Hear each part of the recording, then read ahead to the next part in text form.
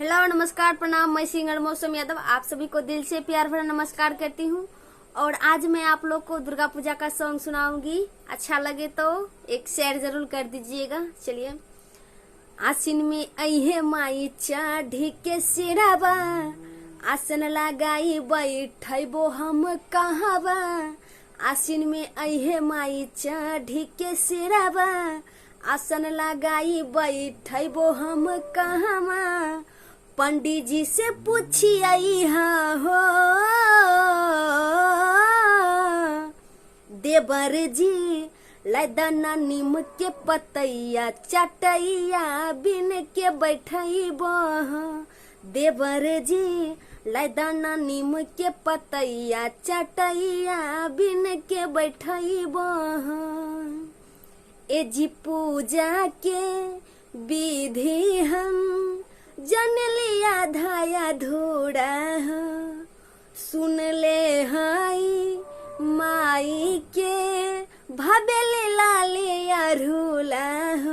ए जी पूजा के विधि हम जन लिया धाया धोड़ा, सुन ले हाई माई के भबेले लाले अरूला। एगो कलसा न भूलैहा हो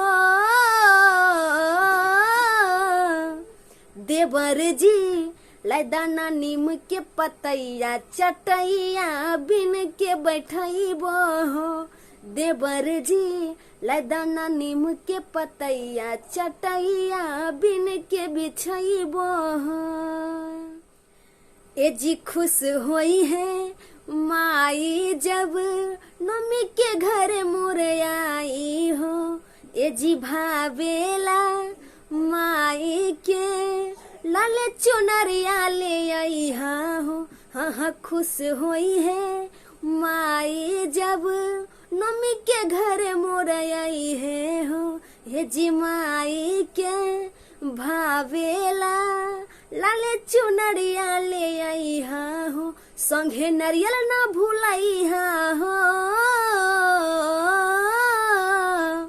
देवर जी, लैदाना नीम के पतैया चटैया बिन के बैठबो। देवर जी, लैदाना नीम के पतैया चटैया बिन के बैठबो। तो मेरे प्यारे दोस्तों, अच्छा लगे तो लाइक कमेंट शेयर जरूर कर दीजिएगा और प्लीज चैनल को एक सब्सक्राइब कर दीजिएगा। चलिए, धन्यवाद।